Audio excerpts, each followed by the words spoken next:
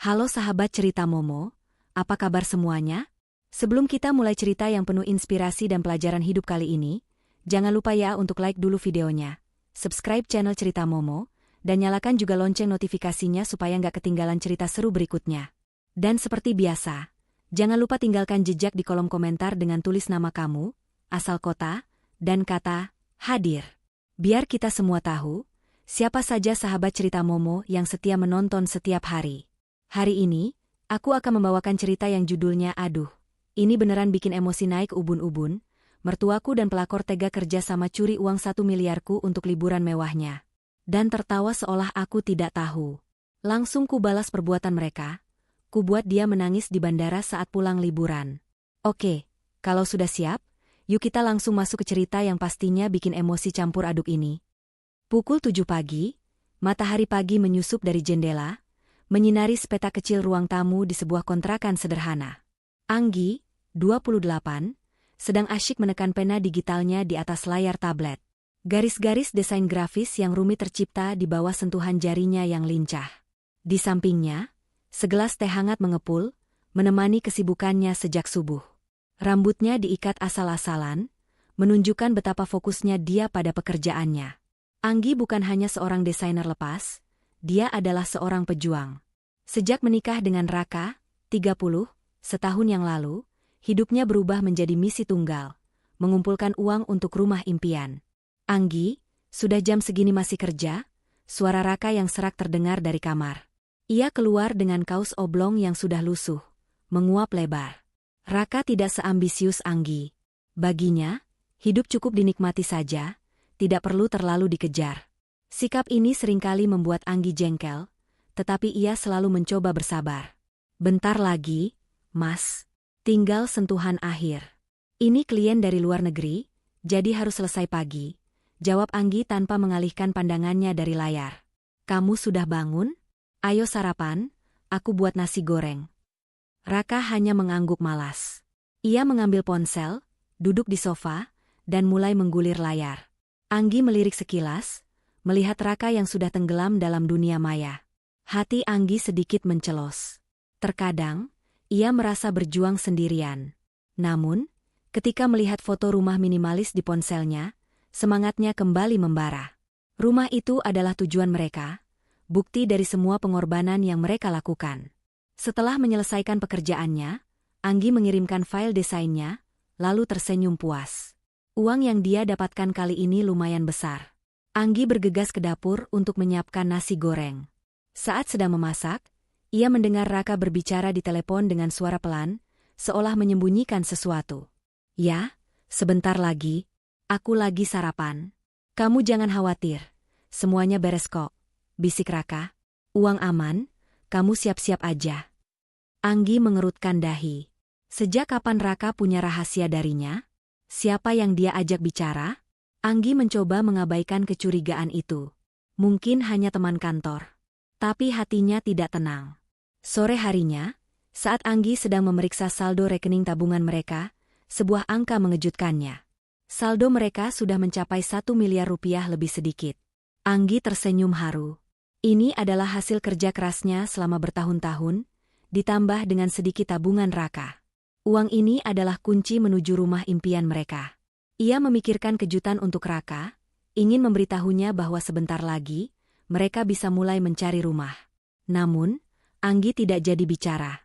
Suasana di rumah semakin aneh. Raka sering menerima telepon di luar, dan jika Anggi bertanya, ia hanya menjawab singkat. Ia juga lebih sering merapikan diri, menggunakan parfum, dan tidak lagi malas-malasan. Anggi tahu, ada sesuatu yang berubah. Mas, besok libur kan?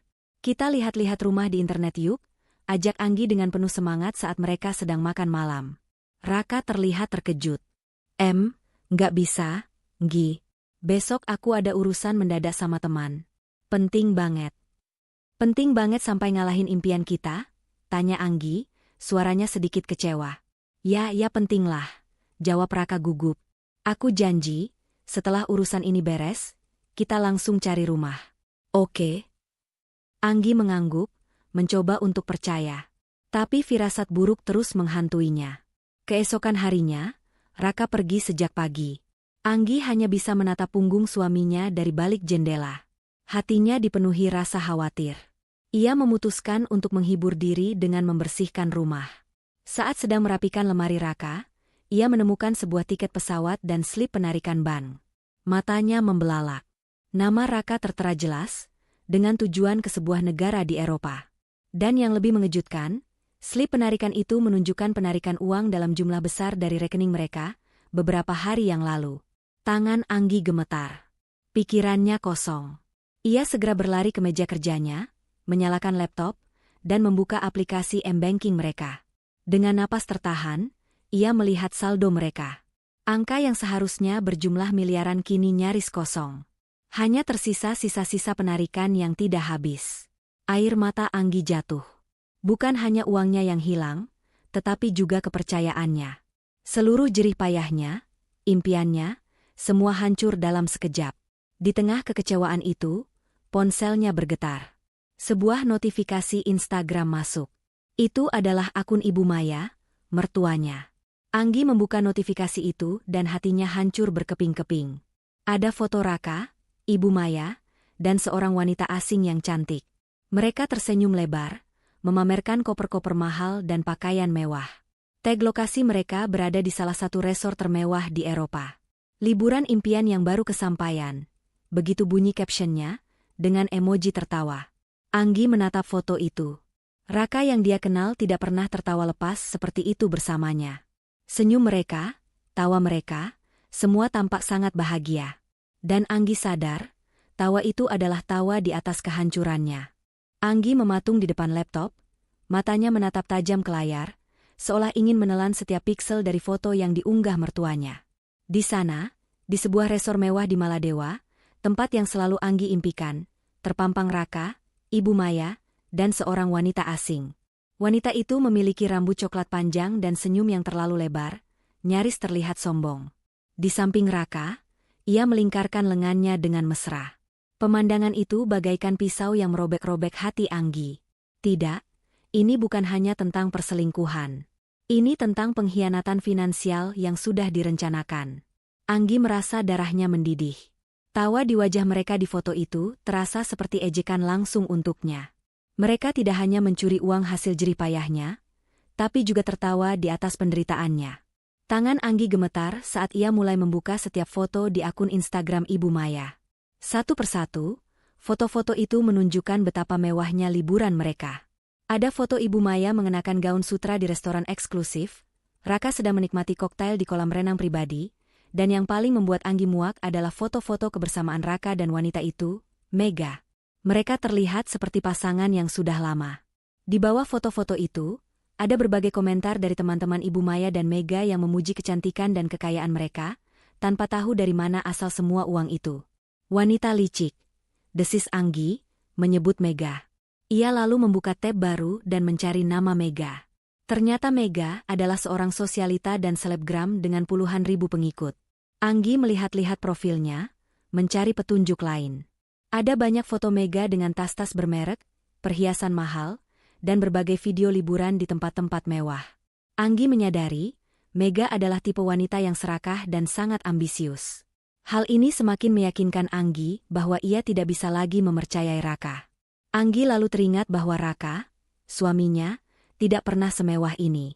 Jangankan liburan ke Maladewa, untuk makan di restoran mahal saja dia selalu mengeluh karena harus berhemat. Tiba-tiba, sebuah video di salah satu postingan Mega menarik perhatiannya. Video itu direkam dengan kamera depan dan menunjukkan Raka dan Ibu Maya yang sedang menertawakan sesuatu. Katanya mau nabung buat beli rumah. Suara Ibu Maya terdengar samar, diikuti tawa renyah Mega. Biarin aja, dia kan emang bodoh. Raka tertawa. Dia pikir uangnya aman, padahal kita pakai buat liburan. Jantung Anggi serasa berhenti berdetak. Matanya memanas dan air matanya mengalir deras, membasahi pipinya. Itu adalah suara suaminya sendiri, orang yang dia cintai. Kata-kata itu, dia kan emang bodoh, menusuk Anggi lebih dalam dari apapun. Ia merasa bodoh, naif, dan buta. Ia telah bekerja keras siang dan malam, bermandikan keringat dan air mata, hanya untuk menjadi bahan tertawaan suaminya sendiri. Anggi mengepalkan tangannya. Tangisan itu kini berubah menjadi kemarahan yang membara. Ia tahu, tangisan tidak akan menyelesaikan masalah. Ia harus bangkit dan membalas perbuatan mereka. Anggi tidak akan membiarkan mereka lolos begitu saja. Dengan tangan yang masih gemetar, Anggi membuka aplikasi kamera di ponselnya. Ia mulai merekam layar laptopnya, menunjukkan setiap foto, setiap caption, dan yang paling penting, video pengakuan yang memuakan itu. Ia juga mengambil tangkapan layar dari setiap postingan dan menyimpan tautannya. Anggi harus punya bukti yang tak terbantahkan. Ia mencatat semua tanggal dan waktu postingan, serta lokasi yang mereka kunjungi. Semua bukti ini akan menjadi senjatanya. Tiba-tiba, suara notifikasi pesan masuk dari Raka. "Sayang, aku lagi sibuk banget, ya. Nanti aku telepon kalau sudah pulang." Anggi hanya melihat pesan itu tanpa berniat membalasnya. Hatinya sudah mati rasa. Anggi bukan lagi wanita naif yang mudah percaya. Ia adalah wanita yang akan menuntut keadilan. Setelah semua bukti terkumpul, Anggi sadar ia tidak bisa melakukannya sendiri. Ia harus meminta bantuan. Dengan langkah mantap, ia mengambil kunci mobilnya dan keluar dari kontrakan. Ia tahu, langkah pertamanya harus dimulai dari bank tempat ia dan Raka menabung. Ia butuh lebih dari sekadar screenshot. Ia butuh dokumen resmi. Anggi siap menghadapi semua konsekuensi. Setelah mengamati semua bukti digital, Anggi merasa tidak cukup hanya dengan itu.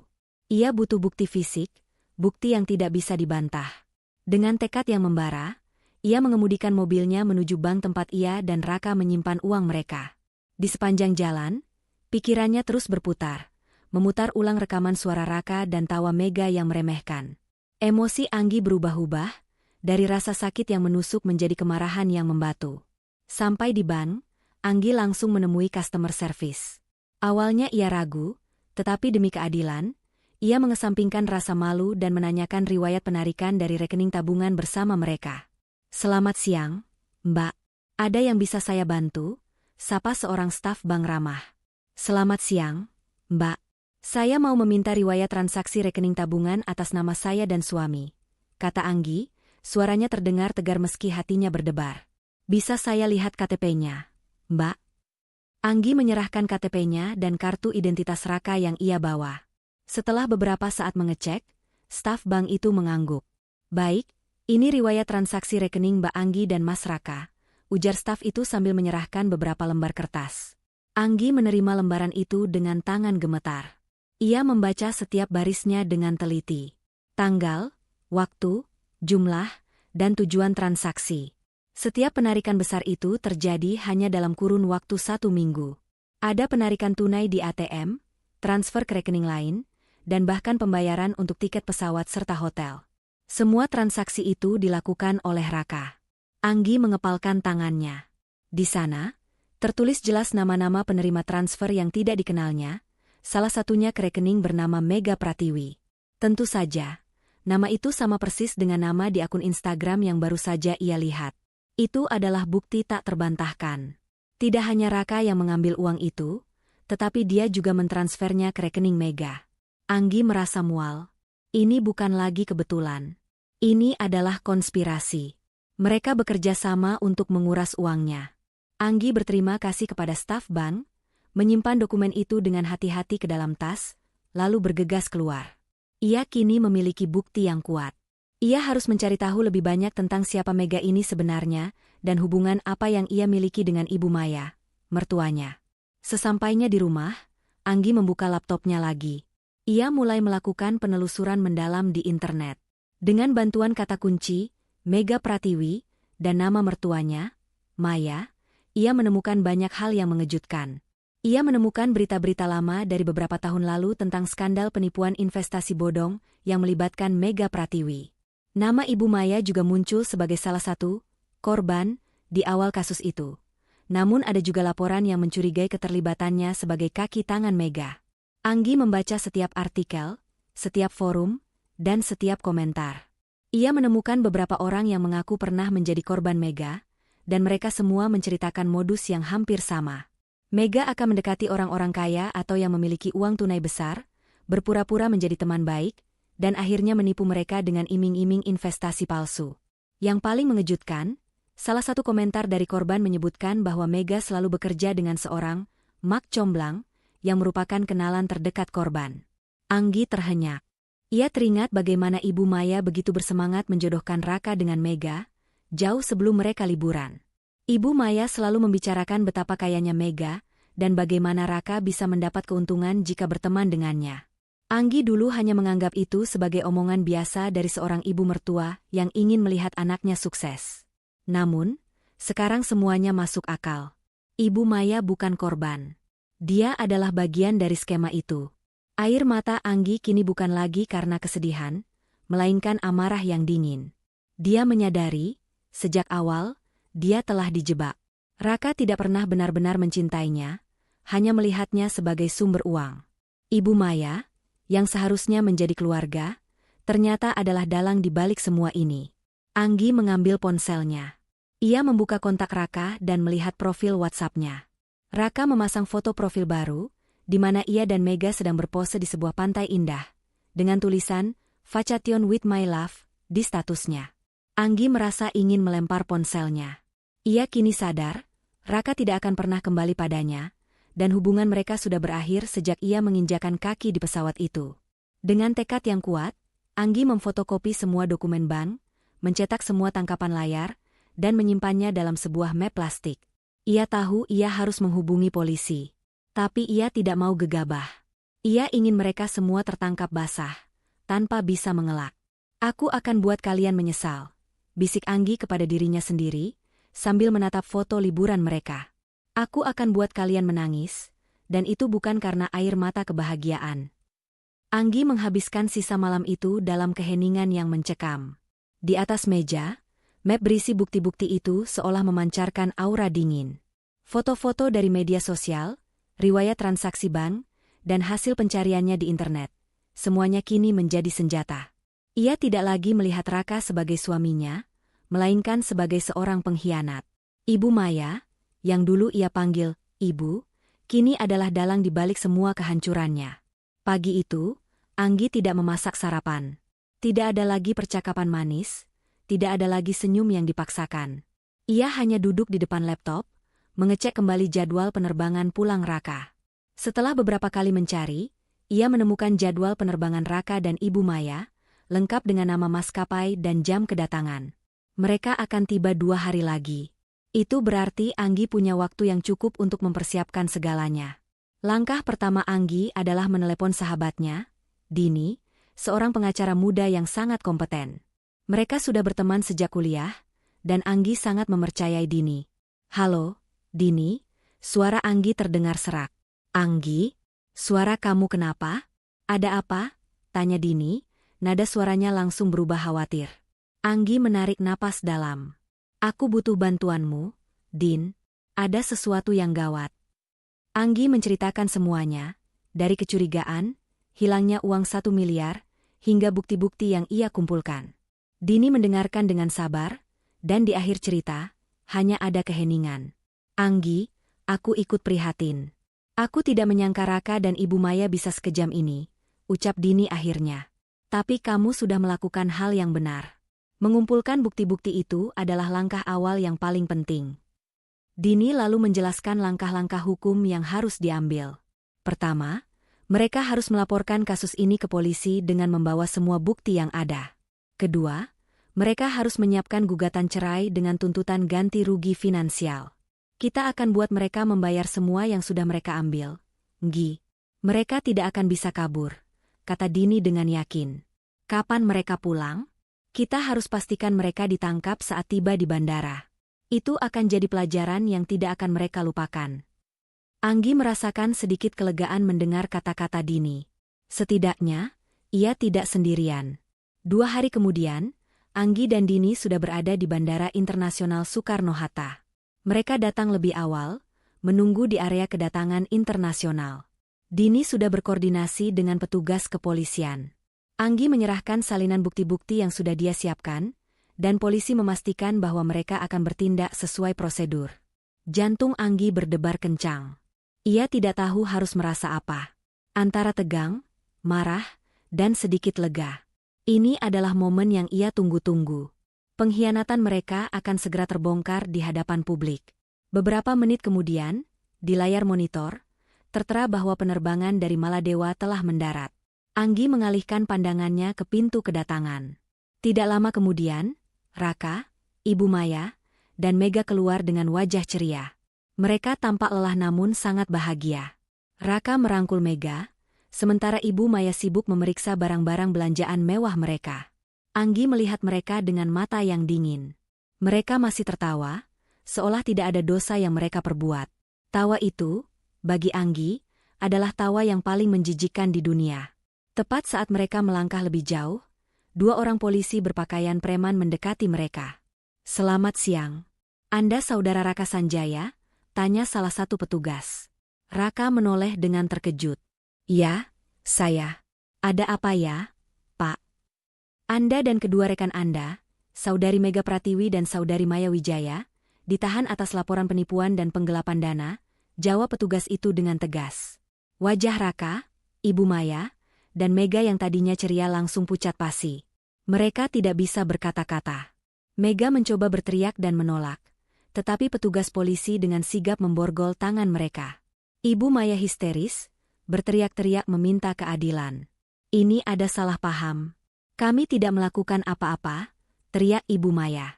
"Anda semua ikut kami ke kantor polisi untuk dimintai keterangan," ujar petugas lainnya. Di tengah keramaian bandara, adegan itu menarik perhatian banyak orang.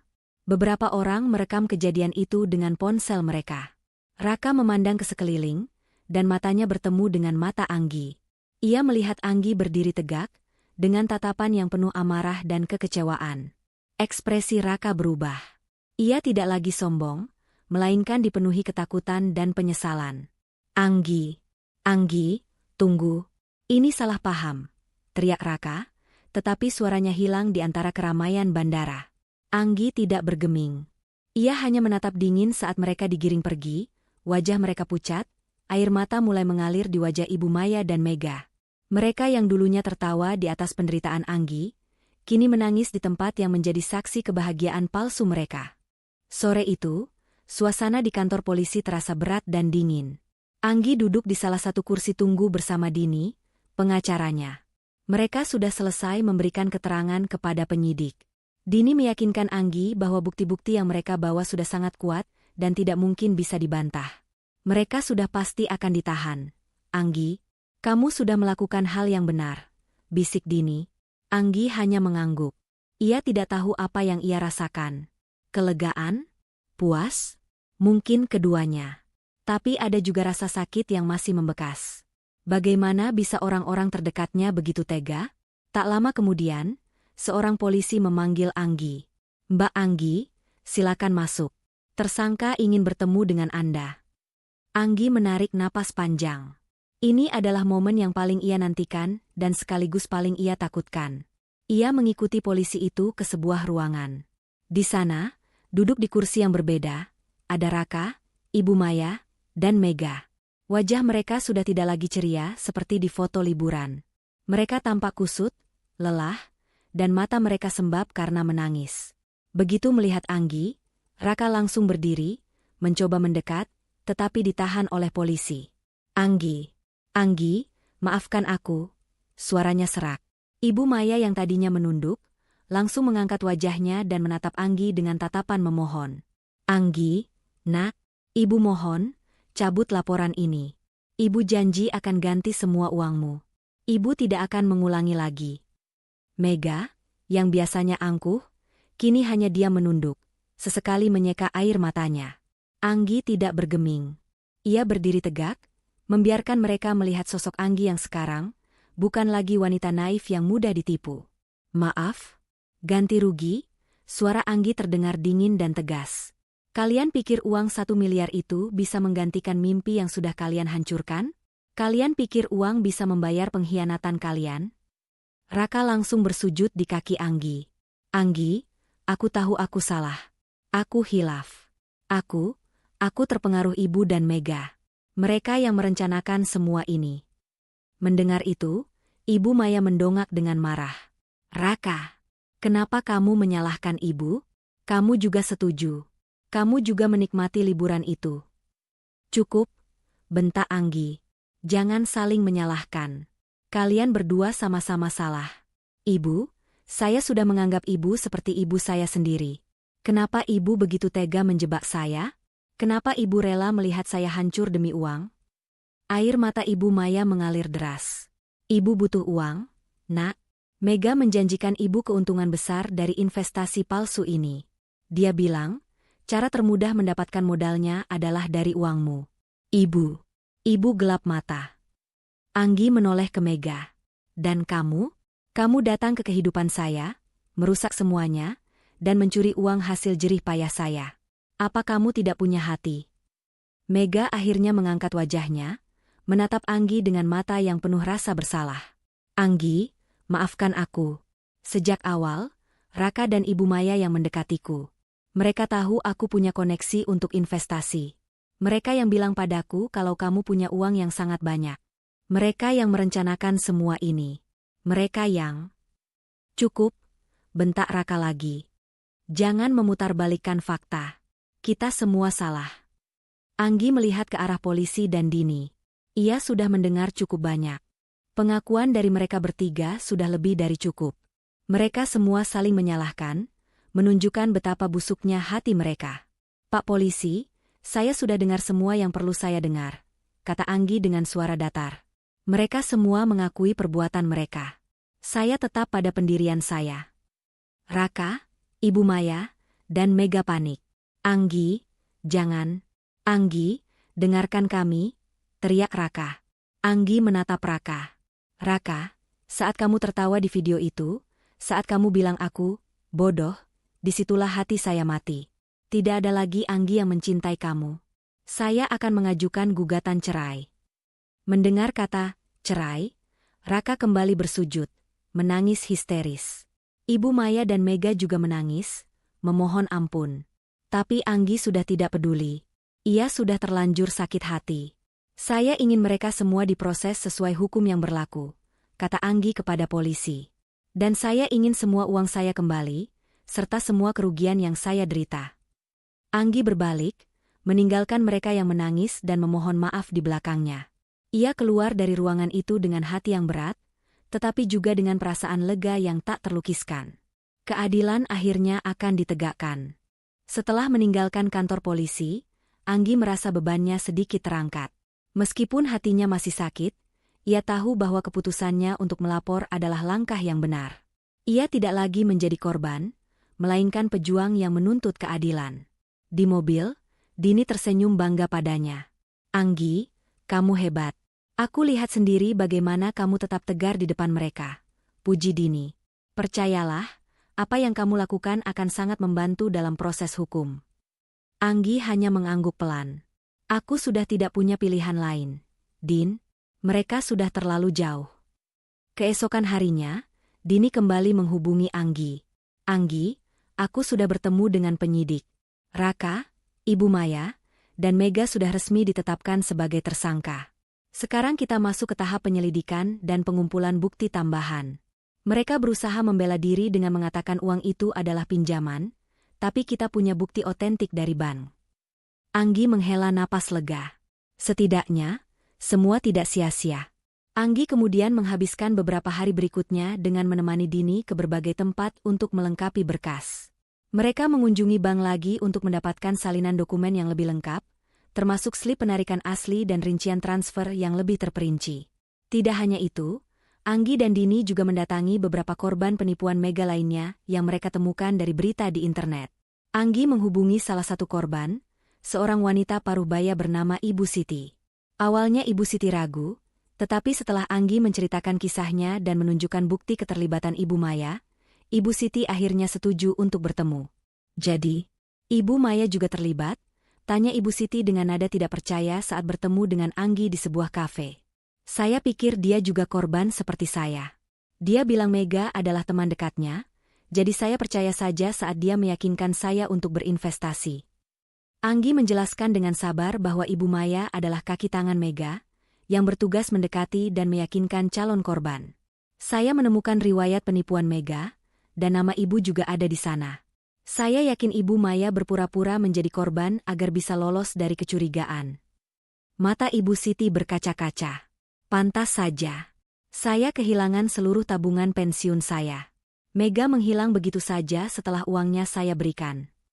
Setelah mendengar cerita Anggi, Ibu Siti bersedia menjadi saksi. Ia juga memberikan kontak beberapa korban lain yang ia kenal. Dalam beberapa hari, Anggi dan Dini berhasil mengumpulkan kesaksian dari 3 orang korban lainnya. Semuanya memiliki cerita yang hampir sama. Mereka ditipu oleh Mega dengan bantuan seorang kenalan dekat yang ternyata adalah kaki tangannya. Dini meyakinkan Anggi bahwa kesaksian para korban ini akan menjadi bukti yang sangat kuat di persidangan. Ini menunjukkan pola kejahatan yang terorganisir, bukan sekadar kasus penggelapan uang biasa. Kita akan tuntut mereka dengan pasal penipuan dan penggelapan, serta pasal berlapis lainnya. Di sisi lain, Anggi mulai mengurus gugatan cerainya. Ia datang ke kantor pengadilan agama dengan ditemani Dini. Anggi merasa hampa, tetapi ia tahu ini adalah satu-satunya jalan untuk mendapatkan kembali hidupnya. Gugatan itu diajukan, lengkap dengan bukti pengkhianatan Raka dan tuntutan ganti rugi. Beberapa minggu kemudian, Raka dan Ibu Maya menghubungi Anggi. Mereka menggunakan pengacara mereka untuk menyampaikan pesan. Anggi menolak bertemu langsung, dan hanya bersedia berkomunikasi melalui Dini. Anggi, pengacara mereka mencoba bernegosiasi, kata Dini saat menelepon Anggi. Mereka minta agar kasus ini diselesaikan secara kekeluargaan. Mereka berjanji akan mengembalikan uangmu dengan cara mencicil, asalkan kamu mencabut laporan. Anggi langsung menolak. Tidak, Din. Aku tidak mau. Mereka sudah punya kesempatan untuk mengembalikan uang itu saat mereka liburan. Sekarang, biarkan hukum yang bekerja. Lagi pula, dari mana mereka punya uang untuk mencicil? Mereka bahkan tidak punya pekerjaan tetap. Dini menghela napas. Itu yang membuat mereka panik. Uang yang mereka curi sudah habis untuk liburan dan gaya hidup mewah Mega. Aku dengar Mega juga mencoba melarikan diri, tapi dicegah oleh polisi. Anggi merasa sedikit puas mendengarnya. Mereka yang dulu tertawa di atas penderitaannya, kini merasakan penderitaan yang sama. Ia tidak akan membiarkan mereka lolos dengan mudah. Katakan pada pengacara mereka, tidak ada negosiasi. Aku akan terus maju dengan kasus ini, tegas Anggi. Anggi juga meminta Dini untuk memastikan bahwa Mega juga terlibat dalam kasus ini secara hukum, bukan hanya Raka dan Ibu Maya. Dia juga mencicipi hasil kejahatan ini. Dia harus ikut bertanggung jawab, kata Anggi. Dini mengangguk setuju. Setelah percakapan telepon itu, Anggi menutup laptopnya. Ia mengambil napas dalam-dalam. Jalan yang ia ambil memang sulit, tetapi ia tidak akan menyerah. Ia tahu, keadilan akan datang. Berita penangkapan Raka, Ibu Maya, dan Mega di Bandara Soekarno-Hatta dengan cepat menyebar. Beberapa media online yang merekam kejadian itu mengunggah videonya, dan karena status Mega sebagai selebgram, berita itu menjadi viral dalam waktu singkat. Anggi tidak lagi perlu menyembunyikan cerita itu. Kini, seluruh dunia tahu. Dunia maya, yang tadinya penuh dengan pujian, kini dipenuhi dengan cemoohan. Komentar-komentar pedas membanjiri akun media sosial Mega dan Ibu Maya. Para pengikut Mega yang dulu memujinya, kini berbalik menghujat, menuduhnya penipu dan pencuri. Endorsement yang selama ini menjadi sumber penghasilan Mega langsung dicabut oleh berbagai merek. Bahkan, beberapa merek secara terbuka mengumumkan bahwa mereka memutus kerjasama karena skandal penipuan tersebut. Bisnis Mega hancur dalam hitungan hari. Reputasinya sebagai sosialita kaya kini berganti menjadi pelakor pencuri. Di sisi lain, kehidupan Raka juga tidak lebih baik. Ia dipecat dari pekerjaannya di sebuah perusahaan karena skandal yang mencoreng nama baiknya. Raka tidak hanya kehilangan pekerjaan, tetapi juga reputasi profesionalnya. Tidak ada perusahaan yang mau mempekerjakan seorang mantan narapidana kasus penipuan, apalagi dengan jumlah uang yang fantastis. Ibu Maya, yang selama ini dikenal sebagai ibu rumah tangga yang aktif di arisan sosialita, juga mengalami hal yang sama. Ia dikeluarkan dari kelompoknya dan semua teman-temannya menjauh. Mereka yang tadinya dekat, kini menuduhnya sebagai penipu dan munafik. Keluarga besar Raka, yang selama ini hanya peduli dengan status sosial dan kekayaan, juga menjauh. Mereka malu memiliki anggota keluarga yang terlibat kasus kriminal. Anggi, di sisi lain, mulai menata hidupnya kembali. Ia melanjutkan pekerjaannya sebagai desainer grafis lepas, Dan yang mengejutkan, banyak klien baru yang datang setelah mendengar kisahnya. Kisah Anggi, yang tadinya merupakan aib, kini menjadi inspirasi bagi banyak orang. Ia menjadi simbol ketegaran dan keadilan. Beberapa stasiun televisi dan media online bahkan memintanya untuk menjadi narasumber, tetapi ia menolak dengan sopan. Ia hanya ingin fokus pada proses hukum dan memulai hidup baru. Dini, pengacara Anggi, terus mengabarkan setiap perkembangan kasusnya. Anggi, mereka sudah menjual semua barang mewah yang mereka beli dari hasil liburan, kata Dini saat mereka bertemu di kantor. Mega menjual semua tas dan perhiasan bermereknya untuk membayar pengacara dan membayar utang-utang kecil. Tapi itu tidak cukup. Mereka sekarang benar-benar bangkrut. Baguslah, jawab Anggi datar. Semoga mereka sadar bahwa uang hasil curian tidak akan membawa kebahagiaan. Anggi juga mendapatkan informasi bahwa Raka dan Ibu Maya sudah tidak punya tempat tinggal. Rumah yang mereka tempati ternyata hanya menyewa. Setelah tidak bisa membayar sewa, mereka diusir. Mereka kini hidup dalam kesulitan, tidak punya uang, tidak punya pekerjaan, dan tidak punya teman. Keluarga yang dulu sangat mereka banggakan kini menjauh. Anggi mendengar semua itu tanpa ada rasa puas yang berlebihan. Ia hanya merasa hampa. Ia sudah mendapatkan kembali keadilan, tetapi ia juga kehilangan keluarga dan masa depan yang ia impikan. Namun, ia tidak menyesal. Lebih baik hidup dalam kesendirian yang jujur daripada hidup dalam kebohongan yang manis. Suatu malam, ponsel Anggi bergetar. Sebuah nomor tidak dikenal menelepon. Setelah ragu sejenak, Anggi mengangkatnya. "Halo, Anggi?" Suara Raka terdengar lemah dan putus asa. "Ada apa?" tanya Anggi dingin. "Anggi, aku mohon tolong cabut laporanmu." Suara Raka bergetar. Kami benar-benar sudah tidak punya apa-apa lagi. Kami harus tidur di pinggir jalan. Aku mohon demi kita, demi masa lalu kita." Anggi menutup matanya. Ia membayangkan Raka yang dulu ia cintai, dan Raka yang kini menjadi pengkhianat. "Raka, jangan pernah hubungi aku lagi. Hubungan kita sudah berakhir. Aku tidak akan mencabut laporanku. Kamu dan ibu sudah menghancurkan hidupku. Sekarang, giliran kalian yang merasakan kehancuran itu." Anggi langsung mematikan telepon. Ia tidak lagi merasakan amarah, hanya kekecewaan yang sangat dalam. Ia tahu bahwa keputusannya sudah bulat. Tidak ada kata maaf, tidak ada lagi kesempatan kedua. Setelah menutup telepon dari Raka, Anggi merasa ada kedamaian yang aneh. Bukan kepuasan, melainkan ketenangan. Ia telah melakukan semua yang ia bisa secara hukum. Namun, ia merasa masih ada satu hal yang belum tuntas. Ia masih ingin memastikan semua orang tahu siapa Anggi yang sebenarnya, dan bukan lagi korban yang diam. Ia tidak ingin reputasinya ternoda karena fitnah dari mereka. Anggi menghubungi Dini. "Din, aku ingin membuat pernyataan publik. Aku ingin menceritakan semuanya, dari sudut pandangku," katanya. Dini terkejut. "Anggi, kamu yakin? Itu akan membuatmu jadi pusat perhatian. Kamu akan dikenal sebagai wanita yang dijebak suami dan mertuanya." "Aku sudah memikirkannya," jawab Anggi tegas. "Aku tidak akan lari dari kenyataan. Aku ingin semua orang tahu bahwa aku bukan wanita bodoh yang bisa ditipu. Aku ingin ceritaku jadi pelajaran bagi orang lain." Dini akhirnya setuju. Anggi bukanlah tipe orang yang gegabah. Dini tahu, Anggi pasti sudah memikirkan semua konsekuensinya.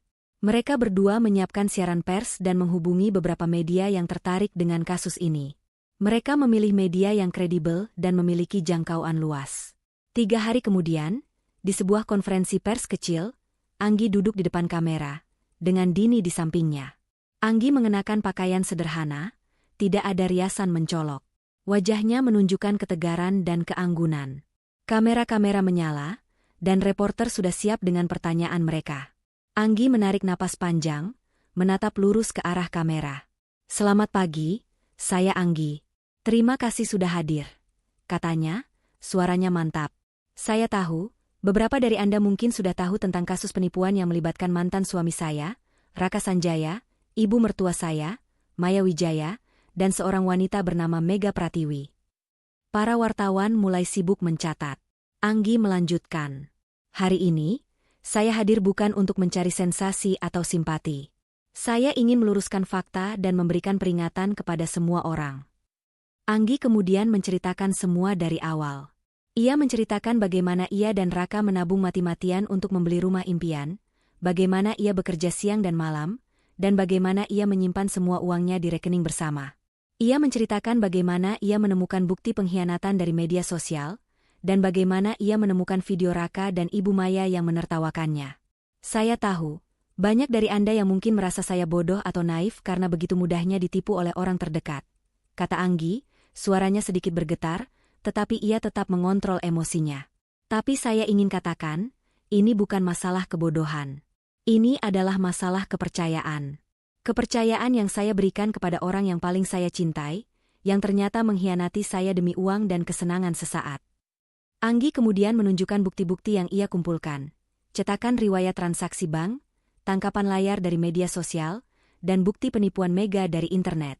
Semua bukti ini sudah saya serahkan kepada pihak berwajib. Mereka sudah mengakui perbuatan mereka di kantor polisi, dan saya tidak akan mencabut laporan saya. Seorang wartawan mengangkat tangan. Anggi, apa yang Anda harapkan dari semua ini? Apakah Anda ingin balas dendam? Anggi menatap wartawan itu, matanya tajam. Saya tidak mencari balas dendam. Saya hanya mencari keadilan. Dan saya ingin hidup saya kembali. Semua uang yang mereka curi adalah hasil jerih payah saya. Mereka harus mempertanggungjawabkannya. Ia kemudian membuat pernyataan yang paling penting.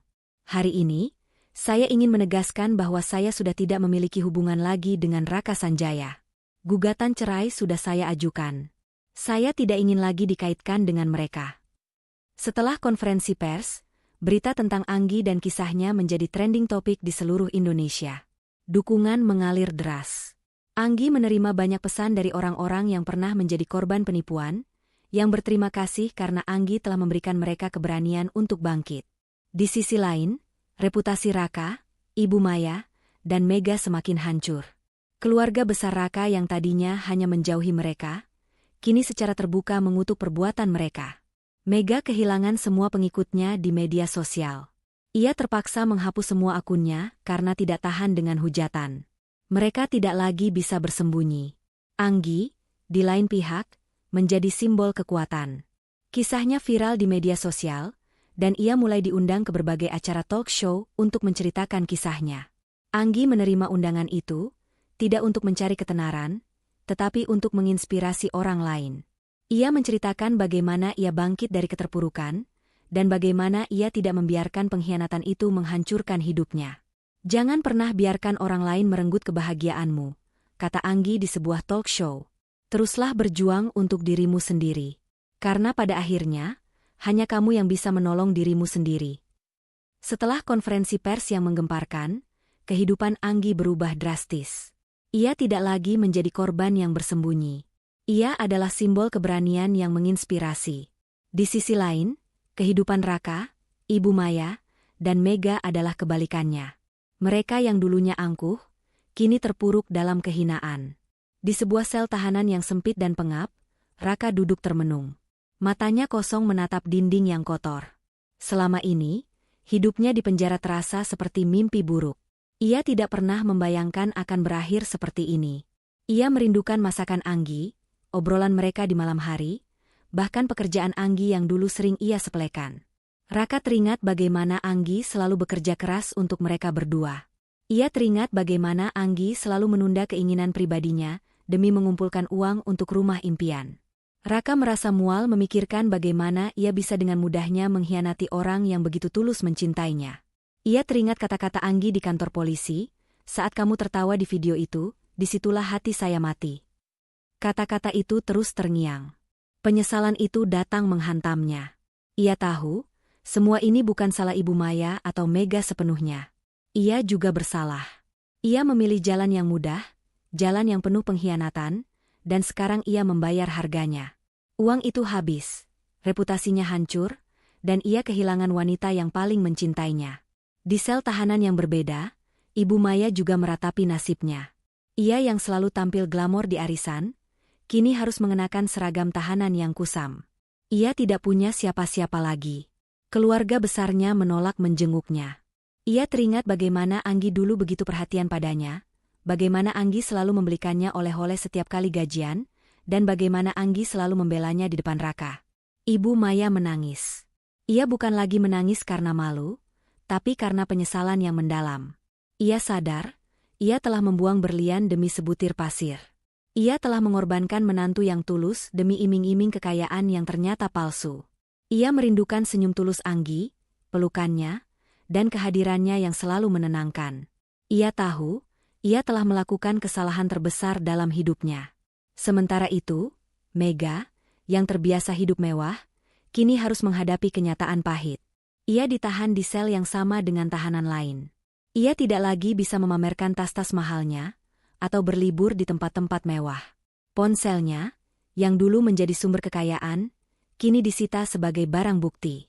Mega tahu, ia sudah tidak punya apa-apa lagi. Ia teringat bagaimana Anggi menatapnya di kantor polisi. Tatapan itu bukan tatapan penuh amarah, melainkan tatapan yang penuh kekecewaan. Mega sadar, ia tidak hanya mencuri uang Anggi, tetapi juga kebahagiaan dan kepercayaannya. Ia sudah terlalu serakah, dan kini ia harus membayar harga yang mahal. Ia hanya bisa menangis dalam diam, menyesali semua perbuatannya. Beberapa bulan berlalu. Proses hukum berjalan, dan persidangan dimulai. Selama persidangan, Anggi tidak pernah datang. Dini selalu hadir, mewakili Anggi dan membacakan kesaksian-kesaksian yang sudah mereka siapkan. Anggi tidak ingin melihat wajah mereka lagi. Ia sudah terlalu muak. Di dalam ruang sidang, Raka, Ibu Maya, dan Mega terlihat sangat berbeda. Mereka tampak kurus, kusam, dan mata mereka memancarkan keputusasaan. Mereka mendengarkan dengan seksama setiap kesaksian, setiap bukti yang memberatkan mereka. Mereka melihat riwayat transaksi bank yang menunjukkan penarikan uang dari rekening Anggi. Mereka melihat tangkapan layar dari media sosial yang menunjukkan liburan mewah mereka. Yang paling menghancurkan mereka adalah saat Dini memutar rekaman suara Raka dan Ibu Maya yang tertawa di video itu. Suara mereka sendiri, yang menertawakan kebodohan Anggi. Di depan hakim, mereka tidak bisa berkata-kata. Mereka hanya bisa menundukkan kepala, diliputi rasa malu dan penyesalan yang mendalam. Hakim akhirnya menjatuhkan vonis. Raka, Ibu Maya, dan Mega dinyatakan bersalah atas kasus penipuan dan penggelapan uang. Mereka dijatuhi hukuman penjara yang cukup lama. Selain itu, mereka juga diwajibkan untuk mengembalikan semua uang Anggi, dan jika tidak bisa, mereka akan dikenakan denda yang lebih besar. Di luar ruang sidang, Dini menelepon Anggi. Anggi, mereka sudah divonis. Mereka dihukum penjara dan harus mengembalikan semua uangmu. Anggi merasa lega. Terima kasih, Din. Kamu sudah banyak membantuku. Sama-sama, kata Dini. Tapi, ada satu hal lagi. Mereka bilang mereka ingin bertemu denganmu untuk terakhir kalinya. Anggi. Mereka ingin meminta maaf secara langsung. Anggi terdiam. Ia tidak tahu harus menjawab apa. Aku tidak tahu, Din. Aku tidak siap melihat mereka lagi. Anggi, kamu tidak harus melakukannya, kata Dini. Tapi, mereka terlihat sangat menyesal. Mungkin ini adalah kesempatan terakhir untuk kamu berdamai dengan masa lalu. Anggi mematikan telepon. Ia berjalan ke jendela, menatap keluar. Ia memikirkan kata-kata Dini. Apa ia harus bertemu dengan mereka? Setelah semua yang mereka lakukan, apa permintaan maaf mereka masih penting? Anggi memejamkan mata. Ia teringat kembali semua perjuangannya, semua air matanya, dan semua kekecewaannya. Ia sadar, memaafkan mereka tidak akan mengembalikan semua yang sudah hilang. Tapi mungkin, ini adalah satu-satunya cara untuk ia benar-benar bisa melangkah maju, melepaskan semua rasa sakit dan dendam yang selama ini ia pendam. Setelah percakapan dengan Dini, Anggi kembali ke apartemennya. Pikirannya dipenuhi kebimbangan. Haruskah ia menemui mereka? Apa gunanya? Semua sudah berakhir, dan hukum sudah berbicara. Namun, ada bisikan kecil di hatinya yang mengatakan bahwa ia harus menutup bab ini dengan tangannya sendiri, bukan hanya di pengadilan, tetapi juga di hati. Ia harus menghadapi mereka untuk terakhir kalinya, bukan untuk memaafkan, tetapi untuk benar-benar melepaskan. Keesokan harinya, Anggi datang ke lembaga pemasyarakatan. Ia mengenakan pakaian sederhana. Di ruang kunjungan, Dini sudah menunggunya. Anggi, kamu yakin? Tanya Dini. Anggi hanya mengangguk, menunjukkan keteguhan hatinya. Tak lama kemudian, Raka, Ibu Maya, dan Mega masuk ke ruangan. Mereka tampak sangat berbeda. Wajah-wajah mereka pucat, mata mereka sembab, dan sorot mata mereka tidak lagi dipenuhi kesombongan, melainkan keputusasaan. Mereka duduk di kursi seberang Anggi. Ada pembatas kaca di antara mereka, yang membuat percakapan harus melalui telepon. Raka yang pertama kali mengambil telepon. Anggi, aku tahu, tidak ada kata yang bisa mewakili betapa menyesalnya aku. Suaranya bergetar. Aku hancur. Anggi. Aku kehilangan segalanya. Tapi itu tidak seberapa dibandingkan dengan rasa sakit yang kurasakan karena kehilangan kamu. Anggi menatapnya dingin. Kamu tidak pernah tahu arti kehilangan sampai kamu sendiri yang merasakannya. Raka. Dulu, kamu tidak menganggapku ada, hanya melihatku sebagai sumber uang. Kamu tertawa di video itu, Raka. Kamu menertawakan kebodohanku. Bagaimana bisa aku memaafkan itu? Raka menangis. Aku bodoh, Anggi. Aku bodoh. Aku terbuai dengan janji-janji Mega dan Ibu. Aku pikir uang itu akan membawa kebahagiaan. Ternyata tidak. Aku memohon, Anggi, maafkan aku. Aku mencintaimu. Jangan ucapkan itu, Raka, jawab Anggi. Cinta tidak seperti itu. Cinta tidak akan mengkhianati. Cinta tidak akan mencuri. Cinta tidak akan menyakiti. Raka menunduk, tidak bisa berkata apa-apa lagi. Kemudian, Ibu Maya mengambil telepon. Air mata mengalir di pipinya yang keriput. Nak Anggi, Ibu mohon. Ibu tahu, Ibu sudah sangat salah. Ibu menyesal. Ibu seharusnya melindungi kamu, bukan malah menjebakmu. Tolong, maafkan kesalahan Ibu. Anggi melihat ke arah Ibu Maya. Bu, saya sudah menganggap Ibu seperti ibu saya sendiri. Saya percaya Ibu. Saya tidak pernah membayangkan, Ibu akan tega seperti ini. Saya memohon, Ibu tolong beritahu saya, apa semua ini setimpal dengan 1 miliar yang kalian curi. Ibu Maya menggelengkan kepalanya sambil menangis terseduh-seduh. Tidak, Nak, tidak. Liburan itu tidak ada artinya. Kekayaan itu tidak ada artinya. Kebahagiaan palsu itu tidak sebanding dengan kehilangan kamu. Ibu rela menyerahkan semua yang Ibu punya asalkan Ibu bisa mendapatkan kamu kembali sebagai menantu Ibu. Anggi menghela napas panjang. Ia tahu, permintaan maaf mereka tulus. Tapi itu sudah terlambat. Bu, penyesalan selalu datang belakangan. Apa yang sudah kalian lakukan tidak bisa diubah. Terakhir, Mega mengambil telepon. Wajahnya yang biasanya sombong, kini dipenuhi rasa malu. Ia bahkan tidak berani menatap mata Anggi. Anggi, aku tahu, aku adalah orang paling jahat di cerita ini, kata Mega dengan suara bergetar. Aku pantas mendapatkan semua ini. Aku pantas masuk penjara. Aku hanya ingin bilang, aku minta maaf. Aku tidak menyangka, kehidupanku akan hancur seperti ini. Aku menyesal. Sungguh. Penyesalanmu tidak akan mengembalikan uangku. Tidak akan mengembalikan kepercayaanku. Tidak akan mengembalikan waktu yang sudah terbuang, jawab Anggi. Aku harap, di dalam sana, kamu bisa belajar. Belajar bahwa kekayaan yang dibangun di atas penderitaan orang lain tidak akan pernah bertahan lama. Anggi meletakkan telepon, tidak lagi ingin mendengar apa-apa. Ia berdiri dan menatap mereka bertiga untuk terakhir kalinya. Di sana, di balik kaca pembatas, Raka, Ibu Maya, dan Mega menangis. Mereka tidak hanya menangisi hukuman mereka, tetapi juga penyesalan yang membakar hati mereka. Anggi meninggalkan ruangan itu tanpa menoleh lagi. Ia sudah tidak punya dendam. Ia sudah memaafkan, bukan untuk mereka, tetapi untuk dirinya sendiri. Ia melepaskan semua beban di hatinya dan melangkah keluar dari penjara itu, merasa bebas untuk pertama kalinya. Beberapa bulan kemudian, Anggi bertemu dengan seorang pria bernama Ardi. Ardi adalah seorang desainer grafis yang sangat berbakat. Mereka bertemu di sebuah acara industri. Ardi mengenal Anggi dari kisahnya yang viral. Ia mengagumi keberanian Anggi dan keteguhannya. Mereka berdua menghabiskan banyak waktu bersama. Anggi menemukan bahwa Ardi adalah pria yang sangat tulus dan baik hati. Ia tidak peduli dengan masa lalu Anggi. Ia hanya peduli dengan Anggi yang sekarang. Setelah melalui banyak perjuangan, hati Anggi akhirnya terbuka. Ia sadar, Ia pantas mendapatkan kebahagiaan sejati. Ia pantas mendapatkan cinta yang tulus, bukan cinta yang palsu. Akhirnya, Anggi dan Ardi menikah dalam upacara sederhana. Mereka tidak butuh uang miliaran atau liburan mewah.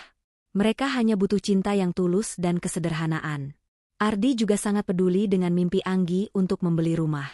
Ia bergabung dengan Anggi untuk menabung, dan kali ini, Anggi tahu bahwa ia tidak berjuang sendirian. Suatu hari, saat mereka sedang melihat-lihat rumah, Anggi menerima kabar bahwa uangnya sudah kembali. Raka, Ibu Maya, dan Mega terpaksa menjual semua aset mereka untuk membayar ganti rugi. Uang itu kembali ke rekening Anggi. Itu adalah penutup yang sempurna untuk babak kehidupannya yang gelap. Anggi tidak menggunakan uang itu untuk membeli rumah mewah. Ia mendonasikan sebagian besar uang itu untuk yayasan sosial yang membantu korban-korban penipuan. Ia menggunakan sisanya untuk memulai hidup baru yang lebih baik bersama Ardi. Anggi telah menemukan kebahagiaannya, dan mereka yang bersalah sudah menerima hukuman. Cerita berakhir dengan kemenangan Anggi, yang tidak hanya mendapatkan kembali uangnya, tetapi juga kebahagiaan dan cinta sejati. Kata penutup dan pesan moral. Terima kasih sudah mengikuti cerita Anggi hingga akhir. Kisah ini mengajarkan kita beberapa hal penting. Jangan biarkan pengkhianatan menghancurkanmu. Terkadang, orang yang paling kita cintai bisa menjadi orang yang paling menyakiti kita.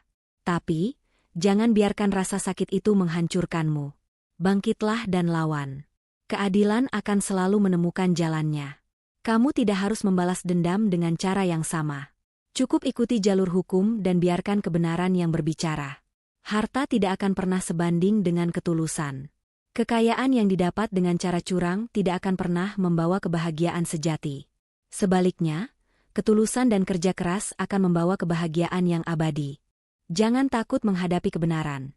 Sekalipun kebenaran itu menyakitkan, menghadapinya adalah satu-satunya jalan menuju penyembuhan. Lebih baik menghadapi rasa sakit sementara daripada hidup dalam kebohongan yang berkepanjangan. Hati nurani tidak pernah bohong. Mereka yang berbuat salah mungkin bisa menipu orang lain, tapi mereka tidak akan pernah bisa menipu hati nurani mereka sendiri. Penyesalan akan datang, dan itu adalah hukuman terbesar. Kekuatan sejati ada di dalam diri. Kekuatan Anggi bukanlah pada uangnya, tapi pada keberanian dan keteguhan hatinya untuk berjuang demi keadilan. Kata-kata penutup. Nah, itulah akhir dari kisah Anggi. Kisah ini adalah pengingat bagi kita semua, bahwa hidup itu seperti roda. Kadang di atas, kadang di bawah. Tapi yang paling penting adalah bagaimana kita menghadapinya. Jika kamu merasa terinspirasi, jangan lupa like, komen, dan share video ini ke semua teman-temanmu. Sampai jumpa di video cerita Momo selanjutnya. Dadah.